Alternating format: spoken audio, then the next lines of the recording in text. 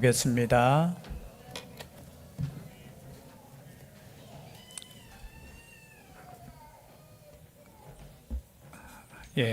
로아 동생 또 왔습니까? 그 명단을 좀 적어주시면 가장 빨리 유아 세례 받는 것 같습니다. 보통 옛날 전통으로 한 달 동안은 밖에 나오지 않는데, 감사드립니다. 참 귀한 시간입니다. 주님의 몸과 살을 다시 한번 기억하면서 우리가 이 떡과 이 잔을 나눌 수 있다는 것이 은혜인 줄 믿습니다. 나는 떡 싫어하는데요? 잔 싫어하는데요? 아니에요. 이 떡과 잔이 우리의 영원한 생명의 표징이라는 겁니다. 이것은 단순한 떡과 포도주가 아닌 예수 그리스도의 몸과 살을 우리가 영적으로 먹는 것이기 때문에 이것을 통해서 영육 간의 강건함이 있을 줄 믿습니다. 그것을 기대하고 기도하는 마음으로 함께 할 수 있기를 바랍니다. 오늘 말씀에 보면은 이제 주의 성령께서 임하셔서 그의 제자들이 설교를 합니다. 외칩니다. 기도를 합니다. 근데 기도가 어떤 기도였습니까? 방언으로 기도가 나오는 거예요. 그러니까 그것을 본 사람들이 저 사람들은 모여서 술을 저렇게 마셔가지고 횡설수설하는구나 라고 했을 때 베드로가 설교를 하죠. 그 유명한 베드로의 설교입니다. 그 설교를 듣고 오늘 우리가 반응이 이 반응이에요. 그들이 이 말을 듣고 마음에 찔려 베드로와 다른 사도들에게 물어 이르되 형제들아 우리가 어찌할꼬. 여러분 베드로가 이렇게 외칩니다. 앞에 보면은 14절이죠. 베드로가 11사도와 함께 서서 소리를 높여 이르되, 당시에 마이크가 있는 것도 아니겠죠. 여기 뒤에 보면 3천여 명이 어떻게 해요? 세례를 받았으니까 얼마나 많은 사람들이 주목했는지 고함을 쳤겠죠. 소리를 높여 이르되 내 말에 귀를 기울이라. 한번 고함 쳐볼까요, 제가? 그러면 목사님 왜 이러십니까? 하면서 또 귀 막고. 설교를 할 때 때로는 크게 하고 못 적게 하든 중요한 것보다 들을 수 있게끔, 그죠? 그래서 소리를 외칩니다. 내 말에 귀를 기울이라는 거예요. 여러분 하나님의 말씀에 귀를 기울일 수 있기를 바랍니다. 세상 소리에 귀를 기울이는 것이 아니라 하나님의 말씀에 귀를 기울이시길 바랍니다. 그러면은 이런 고백이 나오는 거예요. 마음에 찔리는. 여러분 설교가 마음에 찔려야 돼요. 하나님의 말씀을 여러분이 읽을 때 마음에 찔리셔야 돼요. 아멘. 두 분 하셨는데 목사님들이 마음에 찔리는 설교를 안 해서 좀 그래요. 그죠? 어쩌면 듣기 좋은 소리를 하고, 그죠? 물론 하나님의 말씀은 위로의 말씀이고 힘이 되는 말씀이지만 그 이전에 우리는 하나님의 말씀을 듣고 우리의 양심에 찔림이 있어야 돼요. 그 찔림이 있어야지만 오늘 그분들이 이렇게 말하는 것을 할 수 있는 거예요. 어찌할꼬. 하나님의 말씀을 들으면서 우리가 어떻게 살 것인가, 어떻게 해야 됩니까? 라는 고백이 있어야 된다는 거죠. 물론 그 설교 내용은 여러분 집에 가셔서 너무 짧아요. 여러분 쭉 읽으면 5분도 안 걸려요. 물론 조금 이렇게 단축해서 그 내용을 정리했지만 다른 게 아니에요.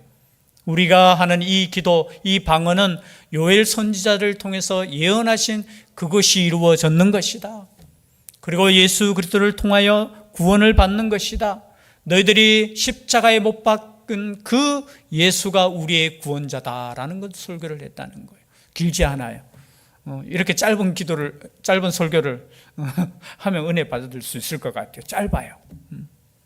그 설교를 듣고 그들이 이렇게 말하는 거예요. 우리가 어찌할꼬.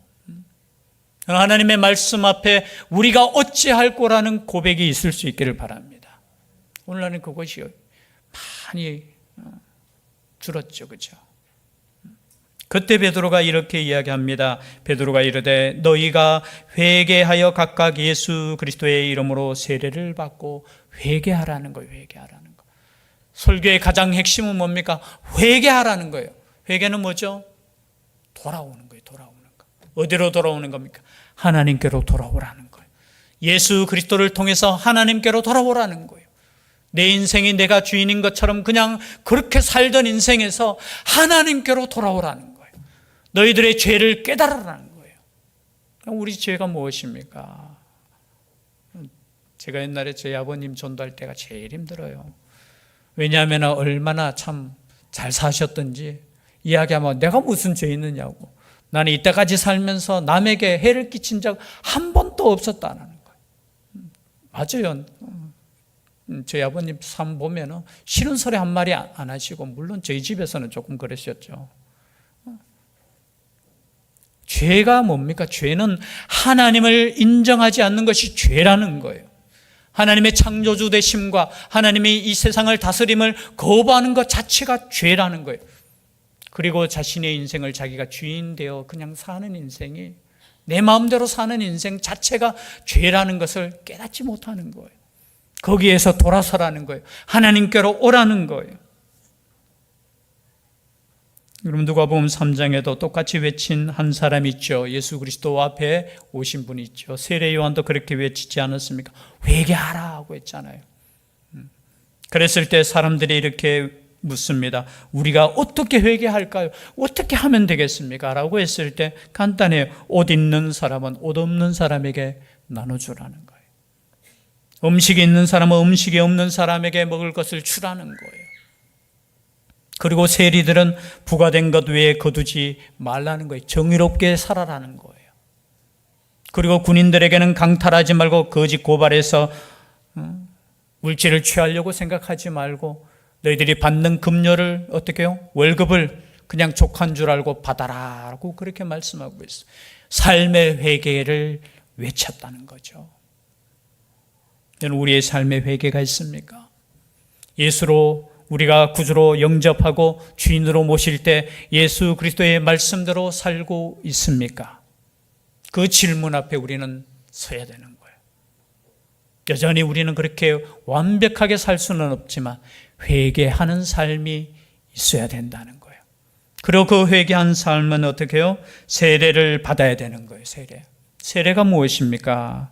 오늘 세례를 우리 유아세례 2분 받고 2분이 세례를 받는데, 세례는 무엇이냐? 여러분, 베드로전서 3장 21절에 이렇게 말씀하고 있습니다. 베드로전서 3장 21절 함께 읽겠습니다. 시작. 물은 예수 그리스도께서 부활하심으로 말미암아 이제 너희를 구원하는 편이 곧 세례라. 이는 육체의 더러운 것을 제하여 버림이 아니요 하나님을 향한 선한 양심의 강군이라. 뭐냐 하면 세례는 그냥 우리 몸을 그냥 물로 씻는 거예요. 옛날에는 뭐 했어요? 세례가 아니고 침례를 했잖아요. 아직도 침례교회에서는 뭐 합니까? 침례를 해요. 그냥 완전히 물에 푹 당겨서, 그죠? 근데 이것은 우리의 몸을 씻는 행위가 아니에요. 이 행위는 뭐냐? 뒤에 나오듯이 어떻게 해요? 선한 양심의 강구. 하나님을 향한 선한 양심이, 좀 말이 좀 어려울 수 있는데요. 뭐냐 하면은 하나님을 향해 찾아가는 것이라는 거예요. 우리가 세례를 받고 하나님을 향해 나아가는 거예요. 하나님 없이 살던 인생이 하나님께로 나아가는 것이 우리가 세례 받는 거. 그리고 갈라디아서 3장 27절 말씀이에요. 갈라디아서 3장 27절 말씀 함께 읽겠습니다. 시작. 누구든지 그리스도와 합하기 위하여 세례를 받는 자는 그리스도로 옷 입었느니라. 여러분, 요한계시록에도 보면 옷에 대한 것이 나와요. 우리가 예수 그리스도로 옷 입는 것이 뭐냐? 세례 받는다는 거예요. 우리는 벌거벗은 몸이 아니에요. 수치의 몸이 아니라 예수 그리스도로 옷 입어서 그 수치심을 가리워지고 용서함을 받은, 구원받은 하나님의 백성이라는 거예요. 그래서 이 세례는 중요한 것입니다. 이 세례는 참 중요해요.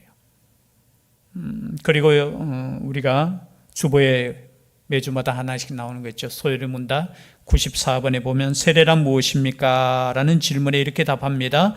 세례는 물을 가지고 성부와 성자와 성령의 이름으로 씻는 성례인데, 우리가 그리스도에게 접합됨과 언약의 모든 유익에 참여함과, 언약이란 뭐냐 하면은 은혜의 약속, 하나님께서 주시는 그 은혜의 약속의 유익에 참여함과 주님의 사람이 되기로 약조함을 표시하여 인치는 것이다. 말이 조금 어렵죠. 옛날 말이, 그죠? 함축되어서 도장 짓는 거예요. 이제 내가 예수 그리스도와 하나가 된다는 것을 도장 짓는 것이 세례라는 겁니다. 여기 앉아 계시는 분은 거의 대부분 세례를 받으셨을 겁니다. 이 세례 받음으로 말미암아 나는 이제 예수 그리스도와 하나 되는 거예요. 그런데 여러분, 예수 그리스도와 하나 되어서 주의할 것이 있어요. 하나 되어서 주인 대신, 머리 대신 예수 그리스도를 모셔야지, 여전히 하나 되어서 내가 머리 되고 우리 예수님을 마치 종 부리듯이 그렇게 사는 인생이 되면 안 됩니다. 우리가 하나 된다는 것은 예수 그리스도께서 나의 머리가 되시고 예수 그리스도의 그 말씀대로 내가 움직이는 지체가 된다는 거예요. 그래서 내가 세례 받음으로 말미암아 나의 인생은 이제, 죄송한 표현이지만, 끝이 났는 거예요. 우리의 인생은 누구의 것이냐? 예수 그리스도의 것이고, 예수 그리스도께서 하시라는 대로 살아가는 인생이 세례 받은 자의 삶이라는 겁니다. 그러한 삶을 살 수 있기를 주의 이름으로 축복합니다. 그렇게 살 때 어떻게 되느냐? 여러분, 뒤에 마지막이죠. 세례를 받고 무엇을 얻습니까? 저 세례를 받으면 죄 사함을 받으라. 죄 사함을 받는 거예요. 물론 세례를 받지 않는다고 해서 죄 사함 받지 않는 거 아니에요. 믿음으로 우리는 죄 사함을 받아요. 그러나 이것을 공적으로 도장 찍는 것이 뭐라고요? 세례라는 것입니다. 그래서 여러분의 모든 죄는 사하여진 줄 믿습니다. 왜냐하면 어떤 사람들 중에는 이것을 믿지 못하는 사람들이 있어요. 의심하는 사람들이 있어요. 내가 조금 뭔가 문제 생기면 나는 구원받지 못하고 용서받지 못한 사람이라고 착각하는 사람이 있어요. 여러분, 그 생각은 하나님께서 주시는 생각이 아니에요. 그건 사단이 주는 생각이에요. 우리는 이미 도장 찍힌 사람, 그죠? 이미 우리는 예수 그리스도로 다시 태어난 사람. 여러분, 예수 그리스도로 다시 태어났기 때문에 다시 들어갈 수 없어요. 이미 태어난 사람은 예수 그리스도의 하나님의 자녀라는 거예요. 그래서 이 세례를 통해서 모든 사람 앞에서 그것이 확정되는 것이 세례입니다. 그렇게 되면 결과가 어떻게 됩니까? 그리하면 뭘 선물로 받는다고요? 성령의 선물, 그리고 성령을 선물로 받으신다는 거예요. 여러분, 우리는 세례만 받을 뿐만이 아니라 성령의 세례까지 받은 사람들입니다. 성령께서 영원히 우리의 삶과 영원히 함께 하신다는 것, 그 말씀을 믿으시고 끝까지 주님과 동행할 수 있는, 성령님과 함께 할 수 있는 그리스도인이 될 수 있기를 주의 이름으로 축복합니다. 기도드리겠습니다. 사랑의 하나님, 하나님을 거역하고 하나님을 무시하는 이 배역한 세대에서 구원을 받으라고 말씀하셨습니다. 우리 예수 그리스도를 구주로 영접하며 이 시간 다시 한번 하나님께 나아가오니 우리의 마음에 은혜를 주시고 하나님의 그 크신 사랑을 회복할 수 있는 이 시간 되게 하여 주시옵소서. 주의 성령으로 함께하여 주시기를 간절히 원하옵고 예수님 이름으로 기도드리옵나이다. 아멘.